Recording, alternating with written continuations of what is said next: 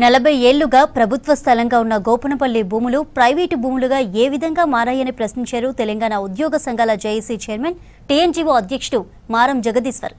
గోపనపల్లిలోని TNGO ఉద్యోగుల ఇళ్ల కోసం కేటాయించిన భూమిని తిరిగి సాధించే వరకు పోరాటం చేస్తామన్నారు. శేర్లింగంపల్లి గోపనపల్లి టీఎన్జీఓ ఆధ్వర్యంలో నిరసన వ్యక్తం చేశారు ఉద్యోగులు. 125 రోజులుగా నిరసన దీక్ష చేస్తున్నామని చెప్పారు.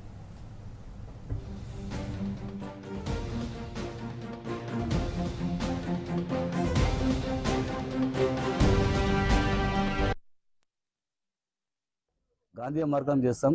ఎందుకంటే గత ప్రభుత్వంలో టీఆర్ఎస్ ప్రభుత్వంలో ఇస్తాను అభిస్తాను అనుకుంటే ఆ ప్రభుత్వం కూడా మోసం చేసింది.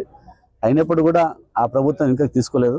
మరి రాత్రి వచ్చి గుండాల ద్వారా వచ్చి మా సెక్యూరిటీని కాల్చి గన్నులు పెట్టి భయపెట్టించి మరి కంటైనర్లు తీసుకొచ్చేసి 100 మంది బన్సర్స్ పెట్టి మనం భయపెట్టించి నన్ను భయపెట్టించి ఫోన్ల ద్వారా భయపెట్టిస్తే మరి గౌరవ కలెక్టర్ గారు కాపాడిన జిల్లాను కాపాడలేదు, ఇంప్లాయీస్ కాపాడిన కలెక్టర్ గారే మరి 17 ఎకరాలు అన్యాక్రాంతంగా వాళ్ళకు ఏ విధంగా 21 కింద ఇచ్చినా అర్థం కాలేదు.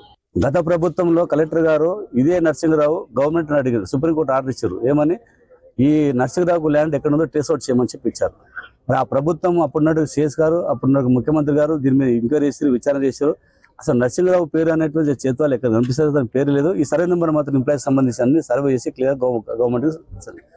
నేను మాత్రం ఒకటే మీడియా ముఖంగా ప్రభుత్వాన్ని రిక్వెస్ట్ చేస్తున్నా, ఏమి చేసారో తప్పకుండా 17 ఎకరాలు కోట్ల కూడా కలెక్టర్ గారు సస్పెండ్ చేస్తూ దాన్ని కంటిన్యూగా స్టే ఇవ్వడం జరిగింది. మరి ఆ రోజు సొసైటీ గౌరవ కీర్తిశేషులు రాజశేఖర రెడ్డి గారు ఇచ్చిన భూమి ఇది.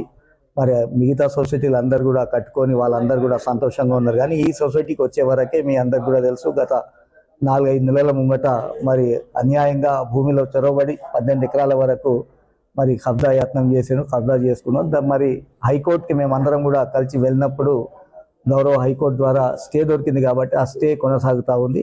ఆ రోజు నుంచి ఈ రోజు వరకు. ఆ రోజు మరి గౌరవ ముఖ్యమంత్రి గారి నోటీసులో కూడా పెట్టడం జరిగింది.